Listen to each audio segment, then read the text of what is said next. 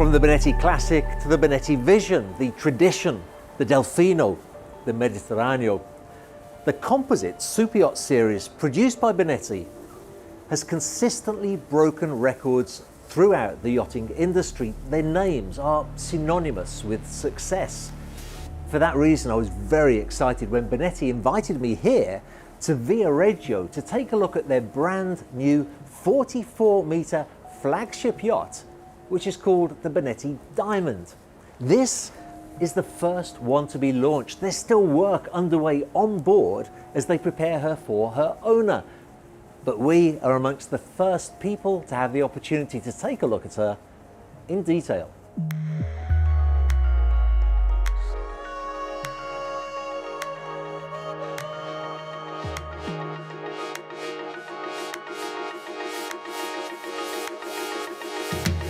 And we'll start with the sun deck, justifiably a source of great pride for the shipyard. At over 100 square metres, this is far and away the largest sun deck in its class. It is arguably one of the most important and most used areas on board, so to offer this kind of floor space for an owner and his guests, in my opinion, puts the yard at a great commercial advantage. It is the perfect area for dining under the stylish hardtop, sunbathing, and enjoying cocktails at the bar. Moving down from the sun deck to the upper deck, I was impressed to see a sky lounge that is of considerably larger proportions than I expected. This is a theme that will run throughout this walkthrough. Benetti's finely honed ability to maximise one space without compromising another. Often a large sky lounge will come at the expense of the aft deck, but Giorgio Cassetta, who designed this yacht in collaboration with Benetti, has ensured that the upper aft deck is very generously sized indeed, and also that the sky lounge is well proportioned by stretching it across the entire beam of the yacht. It's a clever idea and it works very well. Further forward of the sky lounge is the bridge, and this is something I was particularly excited to show you. The designers have created a completely walk-around instrument panel with a beautiful modern design and superb practical functionality. Actually, I wanted to take a moment to expand upon that point, because just about every other yacht has the instrument panel pushed forward against the windshield with cabinetry underneath containing wiring and technical equipment. I can't count how many times I've walked into a bridge to see a rear end sticking out from under the instrument panel as a technician tries to connect wires and perform other important jobs. It is such an awkward way to work.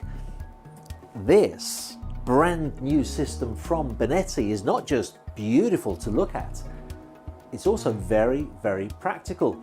The central trunk funnels all of the wiring down to a full height cabinet at the top of the cruise stairs, where a rack is located so that a technician can work standing up and in comfort.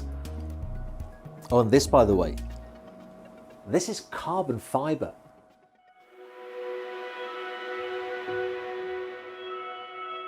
The main deck too follows the theme of perfectly balancing the indoor and outdoor spaces.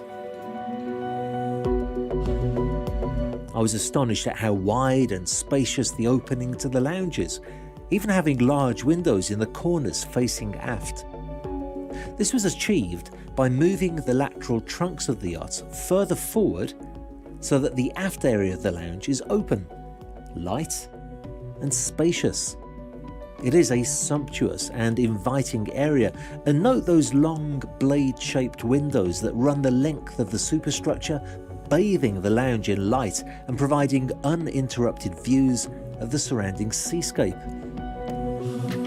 And here we need to talk about the other theme that runs through the yacht, and that is Benetti's obsessive desire to make her as silent as is humanly possible. Every interior area is in fact built on floating floors and with floating bulkheads too, created by using an insulated framework around it. This doesn't just absorb noise and vibrations from the engines and the machinery, but it also stops annoying noises such as footsteps from passing down to the cabins below.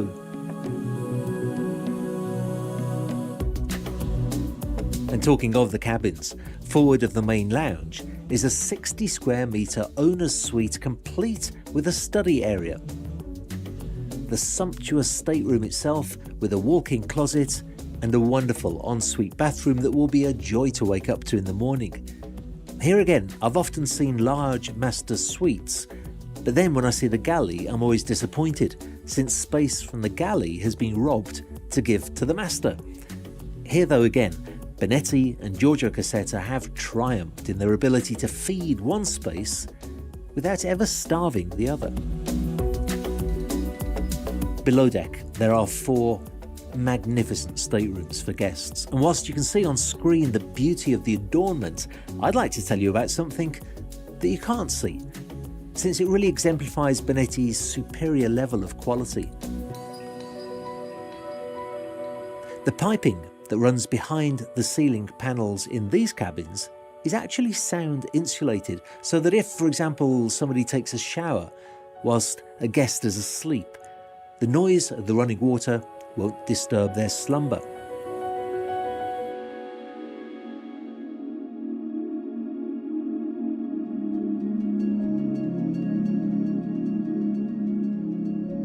Silence and equilibrium really are the 2 things that stood out most to me on this yacht.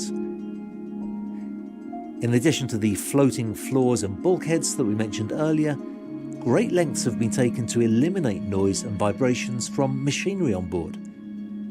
All reputable builders have silent blocks and sound insulation, but Benetti go the extra mile with elastic joints on the propped shaft thrust bearings.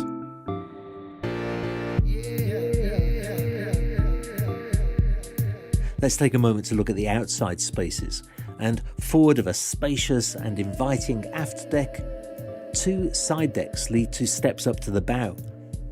It's this layout that allows the full beam sky lounge on the next deck up, and it leads to a wonderfully appointed bow with an elevated plunge pool and sunbathing facilities. This elevated layout allows not just for wonderful views from the deck, but also it keeps the anchor and mooring gear neatly out of sight. If one prefers to go from the aft deck directly to the other deck levels, the Diamond has a stairway that is nothing short of a work of art.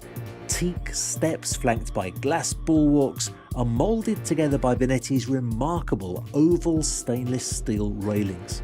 Each single piece is hand polished, something that really distinguishes Benetti from the rest. Again, a wonderful balance of spaces, but the most winning formula for me we find at the stern. So many yachts, even of this size, have a beach club that doubles up as a storage area for tenders and toys. It's functional, but very inconvenient since you just can't use it when the tenders are on board.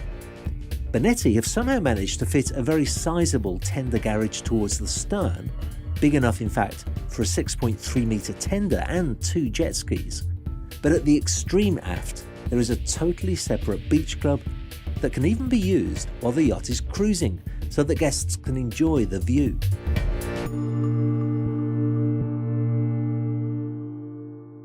I've spoken a lot about the obsession that Benetti have to make the Diamond an extremely silent yacht. I was also genuinely impressed by the equilibrium of the spaces on board. But let me take a moment to talk about the remarkable construction quality of this yacht. When you buy a 44-metre Benetti, you're not buying from a shipyard that's taking a risk because they've never built anything so big before. Last year, Benetti delivered 3 Giga yachts. 3 yachts over 100 metres long, and that same engineering department that regularly produces some of the world's largest yachts also worked tirelessly to produce the Diamond. This is a yacht well within Benetti's comfort zone, but they've stepped outside of their comfort zone by pushing their limits to produce a yacht so silent, so well executed, so well balanced in its proportions, that it promises to become one of the world's greatest yachts in its category. And with 2 units already sold before launch and another one in negotiation at the time of filming this video, it's very clear that I'm not the only person who thinks so.